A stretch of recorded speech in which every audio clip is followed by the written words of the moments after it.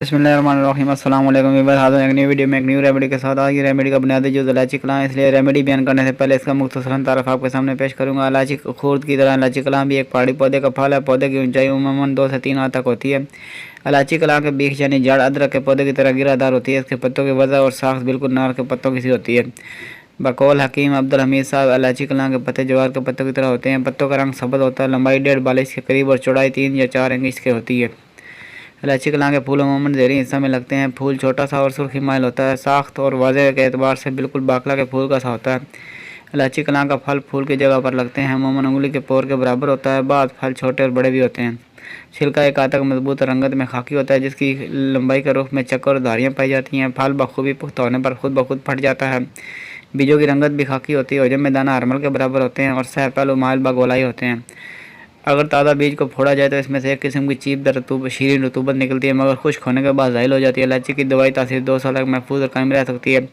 बरखिलाफ इसके छिलके से अलग किए हुए बीज बहुत ही कलील अरसे में तब बेतासीर हो जाते हैं। ऐसे बीज एक हाजिक और तजर्बाकार तबीब की नज़र में वजूद कूड़ा करकट और कुछ फोकस नहीं रखते। इसके बीजों से रोगन हासिल किया जाता है, जो रंगत में पीला होता है। इस्तेमाल करने पर मफर अरवा और बदन में चुस्ती चलाकी और नई रूह भूंगने वाला साबित होता है। यह असम, बंगाल, चीन, जावा, नीज, मगरबी मालक, यमन और हबशा वगैरह में पैदा होती है। तीसरे दर्जे में गर्म और खुश्क है। इलायची कलां आमतौर पर फेफड़ों के लिए मुज़र है। इसकी मिकदार खुराक 1 माशा से 3 माशा तक और बाद अवकात 4 माशा से 9 माशा तक भी दी जा सकती है। मफरल अरवा है, गर्मी पैदा करती है। दिल, मैदा और मसूड़ों को कवी करती है। मैदा की रतूबत हाजमा को तेज़ करती है। दस्तों को बंद करती है। नाफे जरियान है। दाफ़े मतलियों का नीज सद्दों को खोलती है। बिलखसूस जिगर के लिए बेहद नफ़ा देने वाली शय है। तिब्ब जदीद में इलायची कलां इस्तेमाल नहीं की जाती और इलायची खूर्द ही से काम लिया जाता है। लेकिन बरखिलाफ इसके तिब्ब यूनानी और आयुर्वेदिक तिब्ब में इलायची कलां कदीमुल अयाम से ही इलायची खूर्द के दोष बदोश इस्तेमाल की चली आ रही है। वैसे तो इसके बेशुमार अनगिनत फ़ायदे जिस पर मैं आपके लिए वीडियो लेकर आता रहूँगा, लेकिन इस वीडियो में मैं इलायची कलां से तैयार एक सुरमा की रेमेडी बयान करूँगा, जो कि रफ़ीक चशम है, जो कि बावजूद कलील अज्जा होने के कसीरल फ़वाइद है। नया फोला, धुंध, पानी जाना, सुर्खी, खारिश वगैरह से निजात दिलाता है, जिससे दिमागी काम करने से आंखों में ज़ौफ़ और कमज़ोरी का मुकम्मल इलाज है।